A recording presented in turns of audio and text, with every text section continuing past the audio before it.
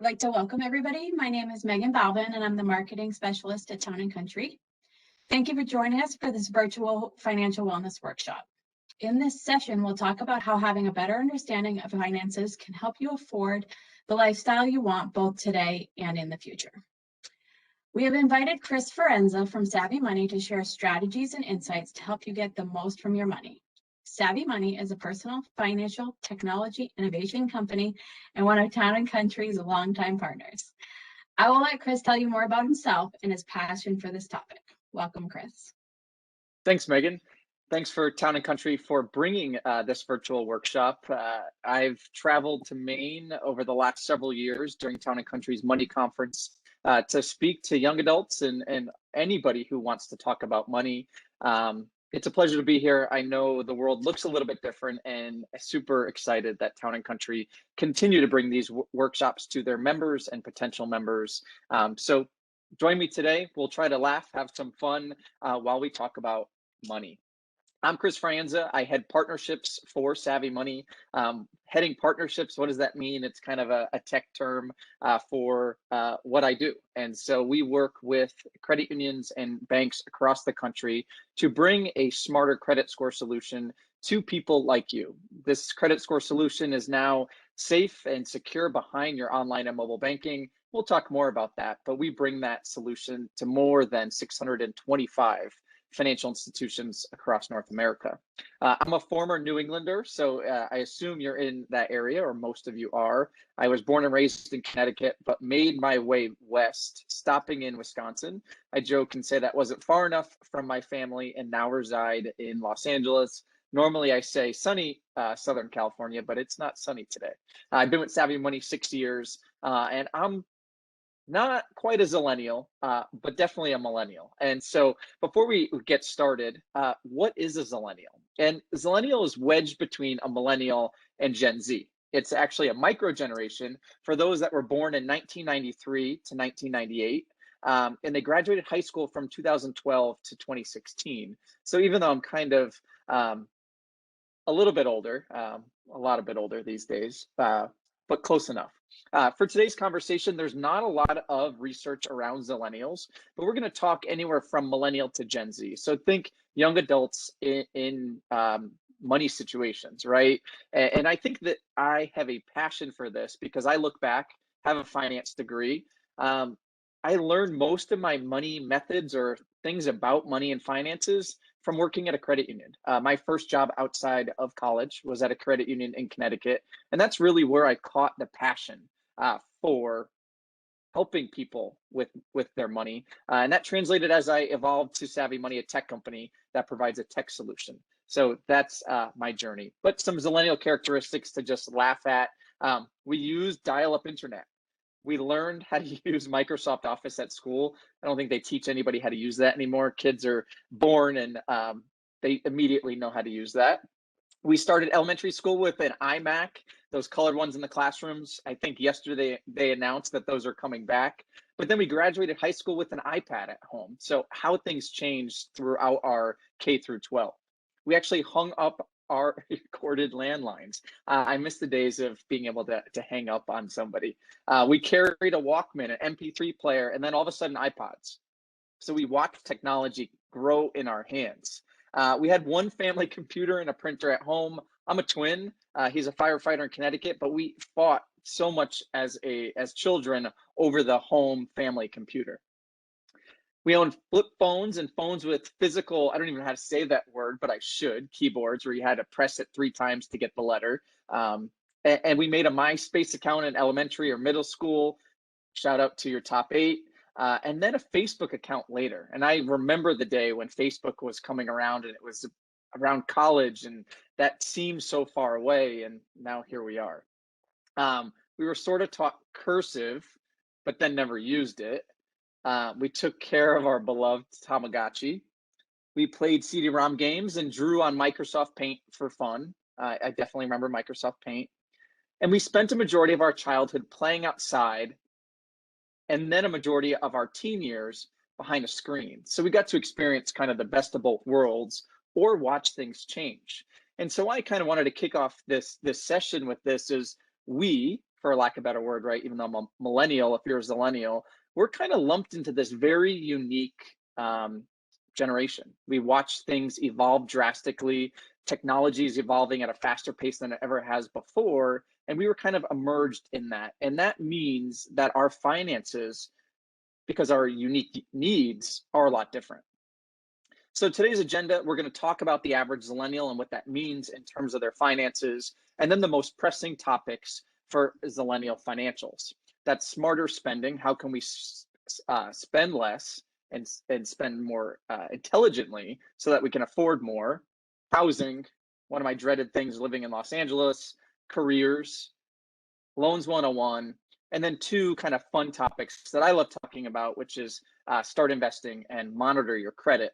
Naturally, SavvyMoney, being a credit score company, that's a passion of mine.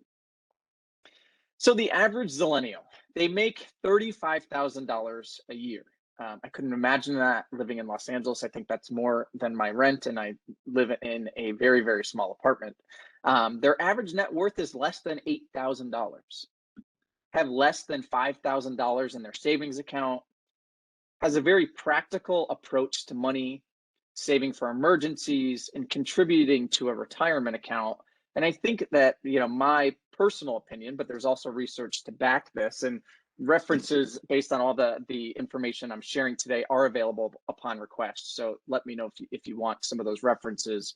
But in my opinion, right, I grew up in an entrepreneurial family. And so during the Great Recession in 2008, I watched my family really struggle. And it was because they didn't make smart decisions, right? They didn't save enough. They didn't save enough of their income. They didn't contribute enough to retirement. And so I think we learned from our parents and what we saw as mistakes. Zillennials also carry a crippling amount of student loan debt, on average about $30,000. We define financial success as being debt-free.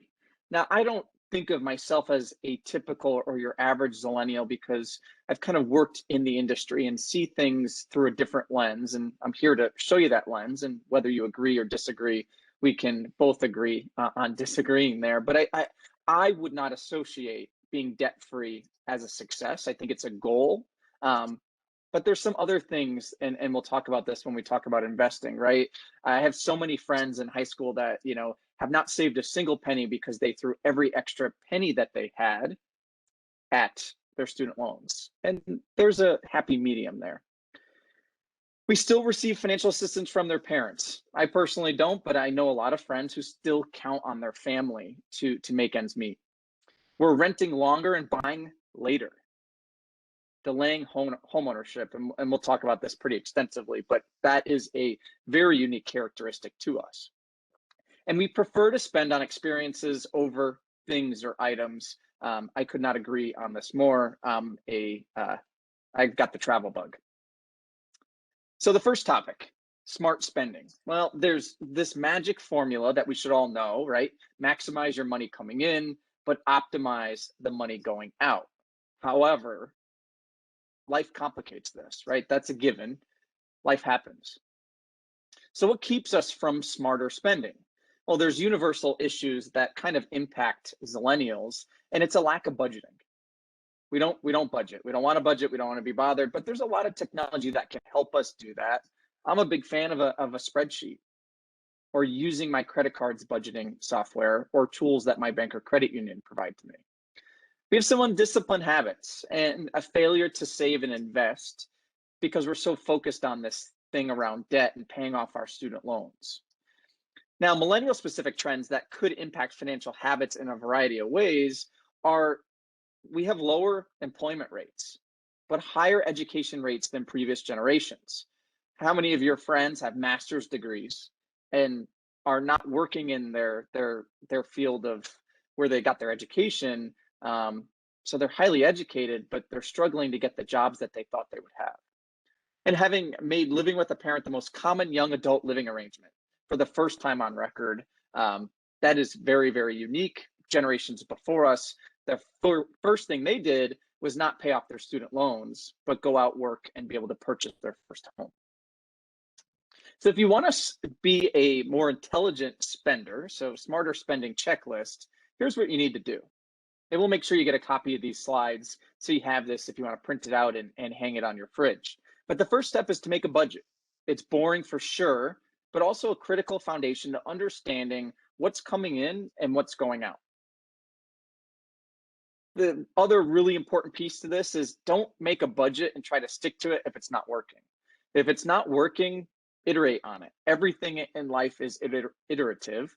If you look at the Amazon website, you probably couldn't tell when the last time it got a redesign. It's because they're constantly making small changes, and your budget should be exactly the same way, right? If it's not working, fix it. Audit your reoccurring payments. This is one I neglected to do for many years, and then went through it and found that a subscription service, I won't say the name, was double charging me each month. And I never noticed because it's a small enough amount, but over time that really quickly adds up. So make sure everything looks right, audit your reoccurring payments, make sure it's coming out of the right accounts, things of that nature. The third item is to shop smart. Use digital tools to snag coupons and score free shipping. I always joke, my grandmother always cut out coupons, and I was like, that's such a waste of time. Now, anytime I order something online through any website, I Google that website, coupons. There's coupon codes. I put that in every time, whether it's 5% or free shipping, that certainly adds up. This is one that's near and dear to my heart, is travel frugally, right? I want to see the world. And many of us as young adults, that's a characteristic of us. We're not afraid. We don't live within borders. We want to travel. We want to see. We want to experience. So there's ways you can go, right? I mean, one of my favorite places to go in the world is Greece. But I learned if I go outside of the season, off season, just slightly, you can save a lot of money, right? So instead of going in July or August, go in September, October, weather's great, but half the price. And do things like take the bus. This is something I've kind of grown into, where before I would never, I couldn't imagine myself. It might be unsafe, but it's an experience, right? And when can you say you took a bus in Shanghai or got in a taxi in Shanghai and for pennies, right? And then splurge, sort of. So I'm also a big proponent of this in rewarding yourself. So take that occasional indulgence, but have it be a reward. So when you save X amount of money, you'll buy yourself that new shirt that you needed for a webinar. The next item, housing. And again, living in Los Angeles, this is one of my most dreaded things. So a recent Harvard study found that 31% of millennials are homeowners now, a historic low for the under 35 demographic. Young invincibles, as we're also known, right? We're invincible to life. Not always true. We have lower incomes than baby boomers had as young adults. I was shocked when I saw this. Our declining median assets, particularly those with student debt, that should make sense, right? Our assets, we're not able to grow our assets, right? Saving, investing, buying homes, because we're so focused on paying off student loan debt. So a housing checklist. When you want to become a first-time homebuyer, here's a good 3-step checklist on how to determine if you're ready and if the stars align. So ask if you're ready to buy. Property might not be the right investment for you. Consider your overall financial picture. Obviously, I'm one of those very blunt positions where I'm not in a position to buy a home. You can't find a starter home in Los Angeles under $1 million. And I've been focused on paying off student loan, investing a little bit. I've not been able to save to have 20% down. Check your credit score. I recommend this whether you're looking to buy a home or not. You should always stay on top of your credit, but specifically before you're going to buy a home so you can get the best interest rate with a higher score. What you'll pay over in interest over the life of the loan with a better credit score and a lower interest rate could fund a college fund for your children. So really important to make sure that kind of matches up. And you should always shop around. Obviously, you want to go with a lender that you trust, right? Your credit union, but make sure you're getting the best rate and shop around, whether that's with real estate agents or lenders. Housing facts. So first-time homebuyer profile. So 35% of all buyers are first-time homebuyers. So pretty good portion of the population, but not as big as it once was. The median age for a first-time homebuyer is age 32. This makes me feel better. I'm not too far behind, but I would have thought this number was a lot lower, but it makes sense with jobs, with schooling, with student loan debt. And the median household income for a first-time homebuyer is 72,000. That's kind of on par with what I thought. Not in LA, of course. Housing facts, down payment. So 7% is the median down payment amount for millennial buyers. So there's a lot of first-time home buyer options and specials and programs was the word I was looking for, sorry, that allows you to put between 5 and 10% down, which is drastically different than the typical 20%. So you don't need to pay PMI or private mortgage insurance, which is kind of an insurance the bank or credit union takes out. So if you default and you don't pay the mortgage, they're not stuck. 23% of millennials made down payments with help from a relative or friend. Must be nice. And 53% of millennials struggle to save for a down payment, and they cite student loan debt as the biggest burden. No surprise to us all. That's my personal reality. So the next topic is careers. This is one I really, really love to talk about because there's no class in school that teaches you this. There's no class in college that really gets you ready, although there may be a workforce prep class. This is us as young professionals and young adults going out there and kind of figuring things out for ourselves. And our career has a definitive impact on our financials, right, and our finances. So as careers, young adults face many of the same compensation challenges as other emerging generations, right? We're the newbies out in the workforce, but we struggle to develop the necessary skills, right? Again, what's taught in schools versus what's required. When we're out there looking for a job application for an entry-level position, we often feel like it's asking for 10 years of experience when we haven't been working for 10 years, right? And how do we get there if we can't find a job to be able to build those necessary skills and learn? The biggest thing for me, and something that I feel I've been super fortunate about, is building the right network. And maybe it's because I love talking to people. Maybe it's luck and I met the right people. But building the right network has helped grow my career time and time again. And it's all about networking, right? And asking questions and wanting to learn from people. And now that I'm at a phase in my career where sometimes people ask me questions, and I like to think I might know a little bit over the last 12 years that I've been doing this, I'm always honored and flattered when somebody asks me a question. How did you get to where you are? How did you get hired at SavvyMoney and that changed your life? So never be afraid to ask questions. People are always willing to share their experience, whether that helps you or not. Knowledge really is king. And to gain experience to catalyze income growth. Easier said than done, but it's important to manifest that, right? And so learn different experiences. At my former job, one thing that I committed to, and it was a really small organization running really lean, was if somebody asked me to do something, whether it was my role, not my role, whether I knew how to do it or not how to do it, if they asked me to do it, I was going to learn and Google it. And so that allowed me to learn many different facets of this organization. It was a think tank. And so did consulting, helped productize products for credit unions, which was really cool. But allowing that, just open-mindedness to learn and to offer help, even outside of my role, really is what kind of catalyzed my career and allowed me these other opportunities. So my rule is, within reason, don't get taken advantage of, but always say yes, learn something new, and think of it as a resume builder.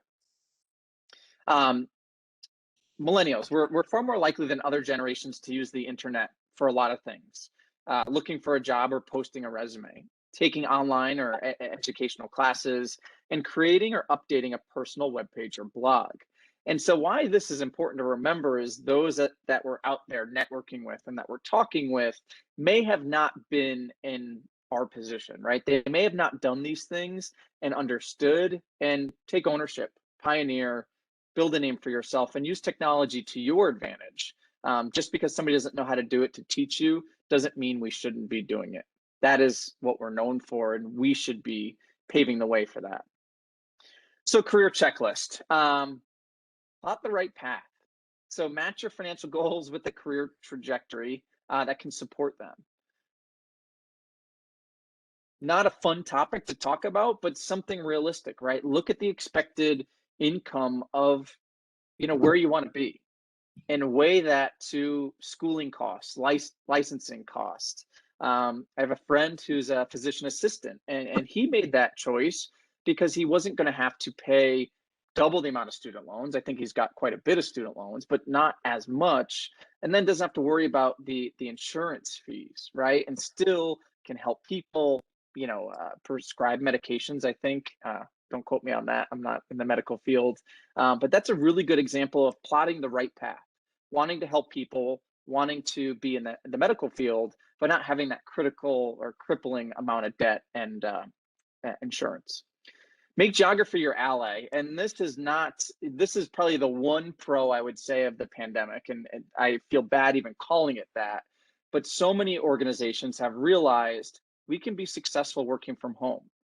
I've worked in my apartment for the last 13 months, and we grew as an organization. We nearly doubled, and all of us working at home. We collaborated. We did all the things that we thought we had to be in the office to get done or to do at home.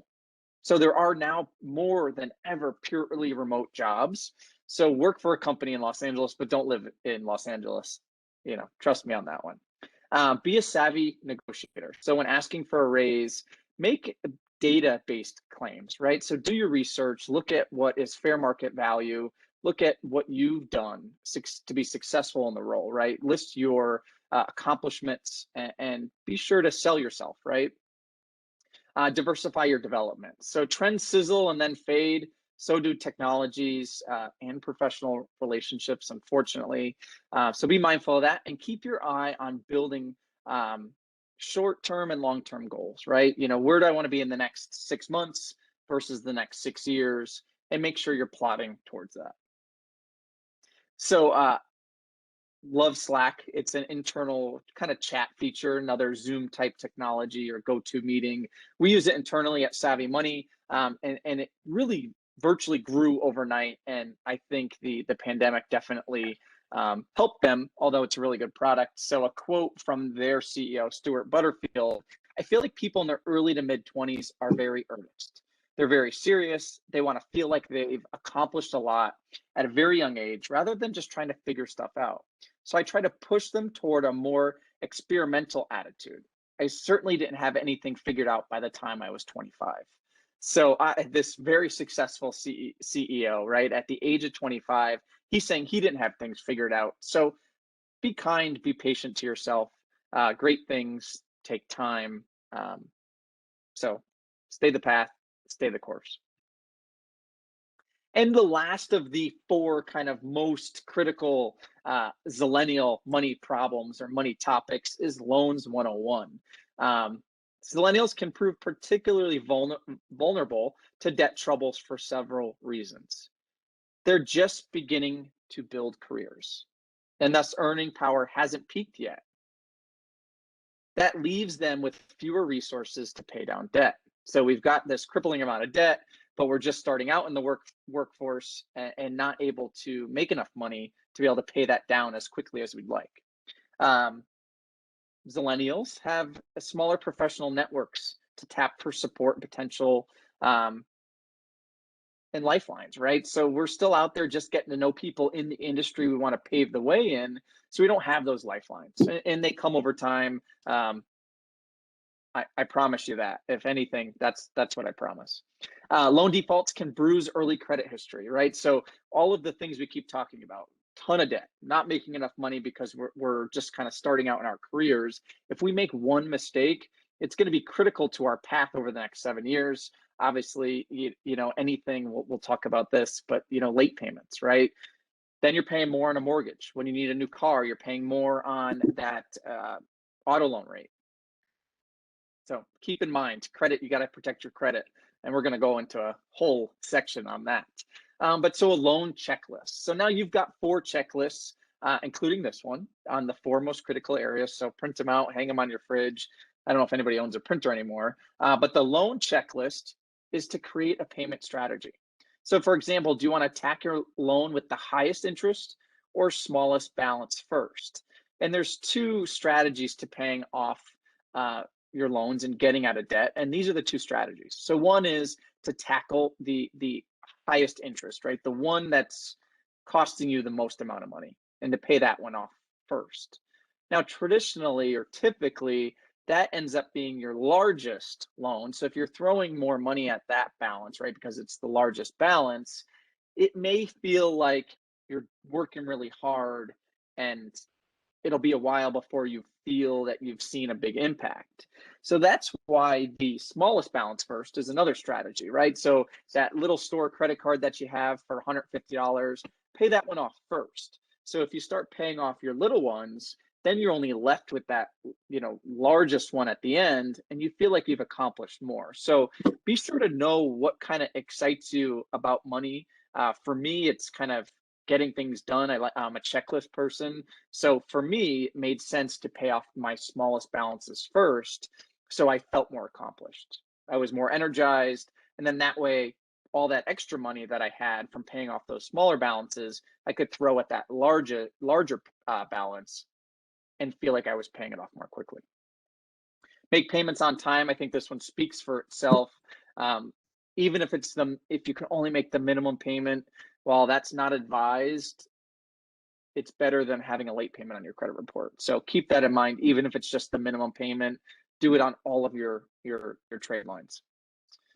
Watch your credit limit. I think as young adults out there trying to navigate this world, employment, one of the things that I've always kind of told along my story is what you're not taught is showing up to that interview, right? You fly to Madison, Wisconsin, you've got your dream job interview, but you haven't made enough money to buy the suit to fit the role, right? Or the laptop bag, or to have the latest cell phone or technology walking into a tech company. And it's easy to lose sight of those things, right? And to charge them. And that was my personal struggle.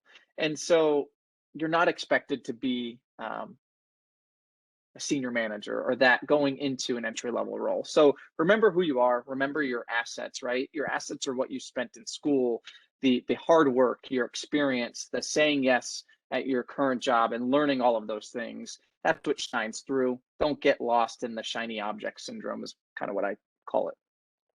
And then run regular credit reports. I'm going to show you how to do this. Town & Country's got an awesome tool, but it's really important. I think 1 out of every 5 consumers finds an error on their credit report. That error, if you don't notice it, it's going to be harming your credit, paying more in interest. But if you could stay ahead of it, you won't have that problem and one less headache to worry about as a Zillennial. The down loan, I thought I was clever making this up. You can laugh with me or laugh at me. But millennials carrying consumer debt, excluding mortgages, 64% of us. So the majority of us have debt. The average amount that is a millennial with debt owes is $40,000. That is including student loans. An average share of millennial debt that is student loans. So nearly 40% of our debt profile is made up of student loans. And if we're all here, you're probably, if I could see, you're probably nodding your head because that fits the typical, Zillennial, millennial, Gen Zer. So Megan, I'm going to pause here. That covers the first section on kind of the top 4 money pressing items for Zillennials. Do we have any questions or should I keep going? We don't have any questions yet. I want to remind everybody that if you have any questions on anything Chris is saying, please leave them in the chat and we will do a Q&A at the end. Thanks, Megan. I'll keep doing what I do best and talk. So yes, you should have already started investing. I was late to the game on this, so I'll talk a little bit more personally here. Take advantage of one of your greatest assets, which is time, right? We're young, we can afford to make that bad investment, but not saying invest all of your money in that bad investment. We'll talk more, but you do have time to recoup and recover. So yes, you should have started investing by now. But it's scary. That's why we don't invest. 61% of Americans, so not even young adults, but all adults, said they found investing scary or intimidating. And more than half said they plan to invest or invest more, but not right now, not taking advantage of that asset. So remember to invest early and often. The rule of 72. So divide your rate of return into 72, and that's when your money will double. So do the math on that. It's going to take a while before it doubles. Don't buy anything you don't understand. This is one of my favorite things, and I'll get through this and then talk. And only do it when you're ready. Make sure you are ready though. So 5 ways to start investing. Get started easily with the 401k. You have guidance from your employer or usually their partner in providing that. For many investors, this is their first time investing. And there's target date mutual funds. So you could say, hey, I want to retire at the year 2055 because I'll be, I don't know how old. And then it kind of chooses funds for you that are more aggressive now. And then as you get more mature, getting closer to that retirement age, they kind of stabilize and are less risky. So there's some good tools like that. Those are called target date mutual funds. Match financial goals with appropriate investments. If you've got extra money and you say, hey, this was my fun weekend money and I just want to throw it towards a riskier investment or something a little bit less conservative, because you want the opportunity to watch that double, feel free to do that, but also divest. Understand that time is on your side. So the power of compounding can be a powerful motivator. The more you have money in an investment, the more it sits. Compounding interest will double your money faster. Diversify with mutual funds. I talked about that, and start small. So during COVID, I wanted to be a more savvy investor. So I downloaded an app. I won't kind of say which one, but there's a lot out there. They offer that technology. They make it really easy to invest.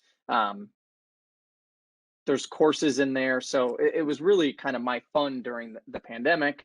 And I started really small, 20 bucks a week. Was something that I felt I could afford to lose, right? I was learning. This was a science experiment. So I wasn't going out to dinner anymore during the pandemic. So I took that $20 and I invested it in companies that I was using. Ride at home bike, messaging software for work, things that I was using that I knew were thriving during the pandemic and did pretty well in just that. And it's cool to have a little nest egg. It's not my main investment, right? I got my retirement through work, but that was a way for me to learn and feel comfortable and kind of watch what the market does and how that happens. So start small, whatever that means to you. Next, we're going to kind of, the last main topic is talking about credit scores, and I'll even demo for you Town & Country's site that or application that they have now inside online and mobile banking, which is powered by SavvyMoney. But it's so important that you monitor your credit score, because you need to know where you stand, right? So that your credit score is an important part of your total financial health. You know, you don't want to leave one part out. You want to have a healthy checking account, a healthy savings account, and a good credit score for all of the reasons that we mentioned, right? So when you go to buy your first car so you can get to that job, or to, you know, start a family and buy a home, really critical. Keep your credit in good shape. It takes months or even years to repair it. You don't want to go down that path and be waiting for your score to improve so that you can get that car or that house. You want to make sure your credit information is accurate. We talked about this. Just review it, right? There's errors everywhere. Just because they're a credit bureau doesn't mean they're perfect. Mistakes happen. People report things incorrectly. Technology isn't always great, as we know these days. And don't be surprised, right? So you apply for that auto loan to get to work. You've never checked your credit score and you're denied. That's heartbreaking. Get insight into what actions hurt and help your score. So having a tool that can help you simulate your score. And that's a little wink, wink as we get into the SavvyMoney credit score tool. And respond to changes quickly, right? Don't put things off. it takes time to get errors disputed and corrected. So if you find your dream house and all of a sudden your credit report has a bunch of errors on it, you're not going to be able to go get that pre-approval for the mortgage because it looks like you have, bad credit because of those errors, and you'll need to wait for them to get resolved. 30 days matters a lot. So these are strange but true kind of fun facts, for the lack of a better word, but 30 days does matter a lot, right? If you make a payment on the 29th day after your due date, you're going to get a late charge, but as long as it didn't get reported that it was 30 days late, it's not going to impact your credit. Now, I'm not saying please don't start paying everything 29 days late, because all of that extra money that you're paying in late fees could certainly be invested, but it's important to know, right? Don't lose sight. If you're having a tough month and you miss a payment, try your hardest to get it in before that 30-day kind of magic number. Sometimes more is better. So one big chunk of your credit score is your credit utilization ratio. So your total credit card balances divided by the credit limits. The lower that ratio, the better. So be really smart about credit cards. I'm a big fan of charging as much as I can on anything and then paying it in full, right? Spending somebody else's money, but then at the end of the month paying it in full so I get those points, airline specifically, but just make sure that does have a big impact on your credit score. And paying off a loan can hurt. So if you pay off a loan, it could hurt your score, and there's two reasons for that. First, your credit score helps, credit history helps your score. The longer you've been paying off an item, especially one you've had for years, once that account disappears, you have less credit history. Now, it still stays on there, but it's not an active trade line. The other way of paying off a loan can hurt you is maintaining a good mix of credit, right? So you pay off your last student loan because you've been really, really hunkering down and paying off those student loans. You haven't been able to get a mortgage. You didn't get an auto loan. You paid cash for your car, and you're smart about credit cards. It looks like you have no mix of credit now. That student loan was helping you show that you can handle different types of loans and still be successful. So having a good credit mix is really important. And SavvyMoney shows you that. So we'll take a look in just a second. Millennials and their credit. So specifically young adults, right? 79% of millennials have checked their score. So we're pretty savvy about this, no pun intended. Only 21% have never taken a peek, and many could use a boost. So more than half of millennials have a credit score that is fair or poor. So really important to use tools that teach you how you can get a boost. And some things we got wrong, right? So 44% of millennials think they can build their credit by increasing their, build their credit by increasing their credit utilization. Wrong. You want lower utilization. 36% of us believe that you can build your credit score by maxing out your cards and then paying your credit card on time. It's a kind of a game, right? So you max out your credit card. By the time that balance gets reported, even though you paid it after the date before the due date, right, after your closing date, sorry, before your due date, it may still report that balance to the bureau. And now it looks like you're carrying that debt. So maxing out a credit card is never really recommended. Have a higher credit limit and use a portion of it. And that magic percentage is 30%. So keep that in mind. Just under 5% of millennials want a low credit score. Oops. Glad to see that's only 5%, but still shocking. It's 5%. So with that, let's look at Town & Country's credit score tool. It's powered by SavvyMoney. This is a free service that Town & Country offers you. So here, right, so this is the credit score dashboard, again, known as SavvyMoney Credit Score. So when you log in, you have access to your credit score on a daily basis. You can click refresh every 24 hours. Most financial institutions that offer their members or customers credit score, it's a monthly or quarterly score. Town & Country offers you a daily score and credit report. Below that, you're going to see the 5 areas that make up a credit score plus your credit rating. So I can see my score rating is good, but it's not excellent. And it's not excellent because look at that C report card grade, that dreaded C, never wanted to bring that home to our parents. But here we could click on that and learn why. Well, Chris, looks like you've used too much of your available credit. Once you start paying off your debt, you'll see this grade improve. And so this is my favorite section of SavvyMoney because what it does is pulls out the credit cards you're using most frequently and shows you the magic thresholds, right? So 100% utilization. So essentially maxing out your card is no good. What you want to do is keep below this magic threshold of 30%. I'm only there on one of my cards. Account mix, we talked about this. So if you wanted to know what your account mix was, Town & Country offers you a tool to do that. So account mix, this is something I'm doing well in, and this is just Ann Test's account. But she's got a good mix of real estate, auto loans, student loans, credit cards, and other loans. So she's got a good mix. This makes up 11% of your credit score. Credit age. This is something we struggle with, right? Only because of our age, right? It's not our fault. And we've built a good credit history here. So this test user may be a little bit older than we are, but it makes up a significant amount of the credit score.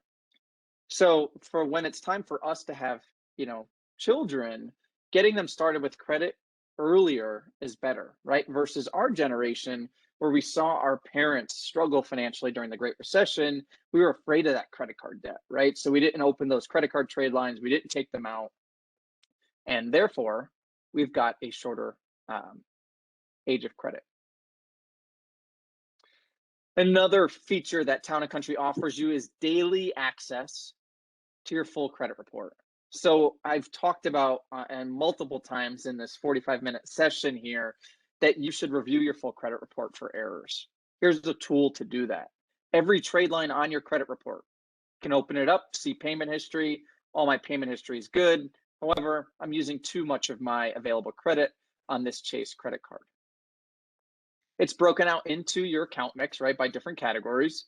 And then at the bottom here, you could see recent inquiries, public records if you had any.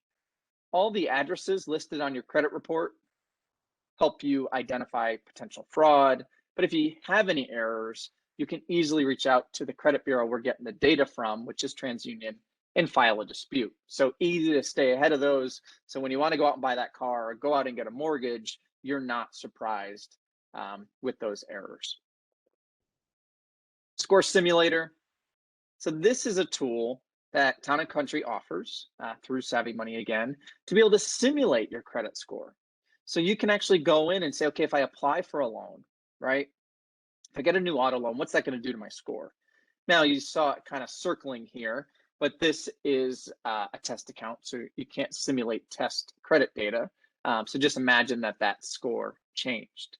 But so you can get an idea of an estimated what potentially could happen to your credit score. If you win the lotto and pay off your credit card balances, what's that going to do? You'll see that score jump up, likely, is my guess. Or if times are tough and you miss a payment for 30 days, what's that going to do?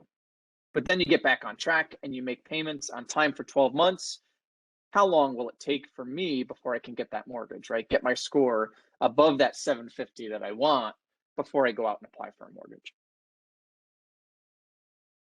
While we're here, just to mention real-time monitoring alerts. So protecting your credit report. So knowing if there was a new inquiry, an account's been opened, SavvyMoney through Town & Country is going to notify you real time. This helps you protect your biggest asset, right? Beyond time is your credit score and credit worthiness. So staying on top of that.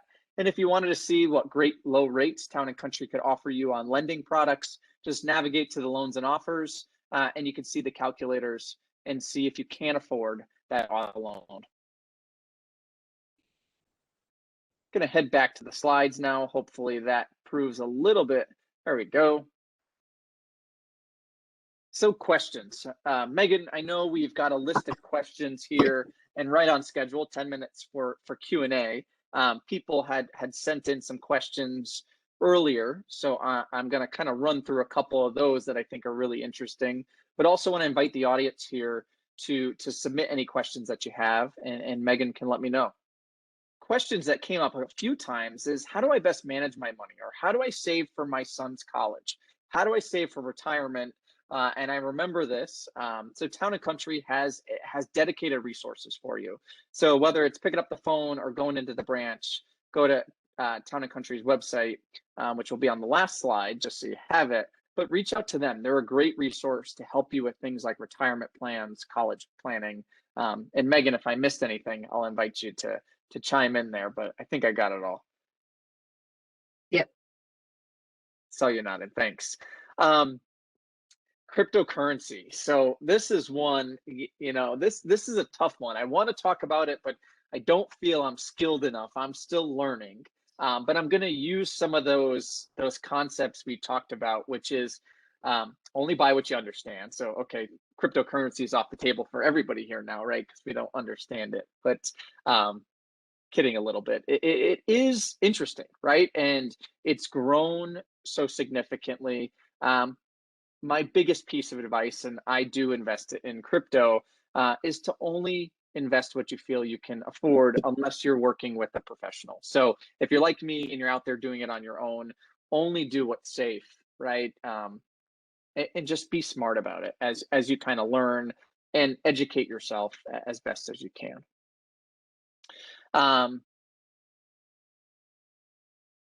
Money management, we talked about that. The best way to organize money to become debt free, I would just kind of reiterate the first step is to create a budget. And a budget doesn't need to be sophisticated. It doesn't need to be beautiful and complex. You just need to understand two things: what's coming in, right, your income, and what is going out. And then what way are you going to tackle your debt first? Whether that's, pay off the smallest items first or the highest interest items first. But make a plan. And again, Town and Country would be a great resource to help you be able to do that. Chris, we do have a question. How can I shut down access to my credit report? Great question. So today you can go to each of the 3 credit bureaus. So you can go to Experian, Equifax, and TransUnion, and you can put a credit freeze or a credit lock, each one. The other exciting thing, and I'll use this time, is SavvyMoney will be able to lock your TransUnion credit profile in the next couple months. So stay tuned for that. You'll be able to easily do that right inside the SavvyMoney platform. But the best way to do that today is to go directly to the 3 bureaus. It can all be found right on their website. Awesome. We got another question that came in. Do you think it's a good idea to keep student loan payments minimum these next few years / months as the government discusses debt cancellation? Yeah, I'm not going to speak to debt cancellation, but I will speak to diversifying, right? And I personally, and I have no qualifications or financial wellness certifications, I should say, but have worked in software to build this. I've worked for credit unions. So for what has worked for me personally is first evaluating my goals, right? So I looked at my credit card debt and the interest rate. I looked at my student loan debt and the interest rate. And I looked at living in California and wanting to own a home. Those were 3 really important goals for me. And so student loans, most of them are through the government, and interest rates are really, really low. Right. So I decided, I made that choice. And again, you could reach out to Town and Country or other financial experts to help you weigh those options. But for me, I didn't throw every penny I earned at my student loans because I wanted to pay off my credit card debt and tackle the greatest interest rates first, when I had books that I put for school on a credit report. But I also wanted to invest a little bit of money. I wanted to, that was something I saw my family struggle with. I wanted to be able to have a little bit of nest egg, right? And have a rainy day fund, or if I ever lost my job, or if we went through another great recession, or we go into another pandemic, right? Do I have that kind of security? And it's that famous saying, don't put all your eggs in one basket. And I think that really applies here.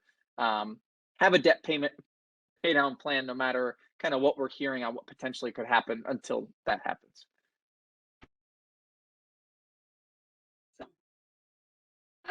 I have a question. How does a good credit score help save you money?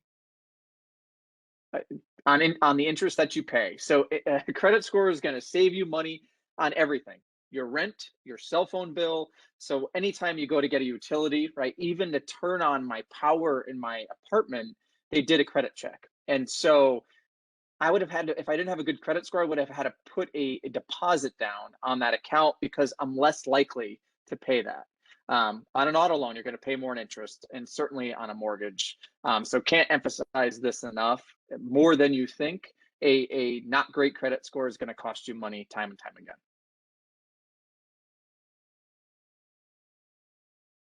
Awesome. What about strategies to reduce/pay off student loans to be able to move forward with other goals? Yeah, and it's not a one size fits all. And again, I'm not a certified professional or financial planner here, but for me, right, I put more that I could afford on my student loans that were private. So I wanted to focus on paying off my private student loans because they had a higher interest rate. And that interest money is basically money being thrown out the window, right? It's not going towards your balance or principal. It's so the faster you could pay off those loans with a higher interest rate, the better. But if they're government loans, I personally did an income kind of one. I forget the exact name, but it was basically positioned so as I made more money, it automatically, my payments went up and I paid my debt off sooner instead of the standard, 20 years. Good questions. What's the best advice you've ever been given? Either budgeting advice, career advice, or just plain best advice you've ever been given? Shout out to one of my good friends, Mark Meyer, who's the CEO of the Filing Research Institute. He told me focus on building wealth. And I didn't know what he meant by that. So he wasn't talking about, save money, be cheap. That wasn't his advice. His advice was to focus on building wealth. And you first have to understand what wealth is, right? And so wealth, to me and to anybody, it's different. It's assets, right? So stop spending money on rent was the first thing that jumped out at me. So focus on building wealth. Buying a home is a great asset. Focus on retirement. Focus on your own investing. That is wealth to me, not just a savings account. So focus on building wealth. That's good advice. I like that. And then I'll do one more question because we're almost out of time. But what's your one biggest takeaway or tip that you want people to take away from this session? Remember that it's okay to make mistakes. As young adults, we're all kind of figuring this out as we go, and it's important to learn from your mistakes. Don't be hard on yourself. If you make a budget and you don't stick to it, it's okay. Take a step back and make sure, okay, was that a realistic budget, right? I eat a ton. If I said I'm only going to spend $50 a week on groceries, never going to happen. So be kind, be patient, but always iterate, always take one step forward, one little step at a time. The sooner you start, the more time you have to be able to navigate those and course correct. It was suggested to me, pay yourself first, make a plan and stick to it. Start now and save for retirement, even if it's a small amount every month. I think it's great advice, works great for me. Thank you, Brenda. Brenda, great advice. Always pay yourself first, whatever that means to you, right? The small indulgence, investing in crypto. Awesome.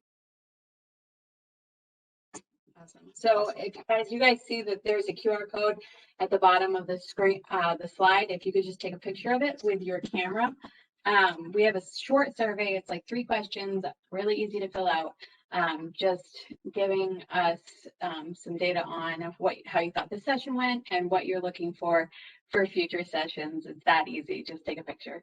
I'd like to thank Chris and SavvyMoney for partnering with Town & Country for this session. And thanks to everybody who joined us today. I hope we answered many of your questions and have given you some ideas for next step. At Town & Country, we understand no matter what stage you're at in life, you have questions about money, and we invite you to reach out to us anytime with your financial questions. You can connect with us at tcfcu.com, which is right on the screen there. Also, if you have any questions for Chris, his you can reach out to Kim with any follow-up questions. And we will be sending a recording of the webinar to you in the next few days. Thank you and have a great evening.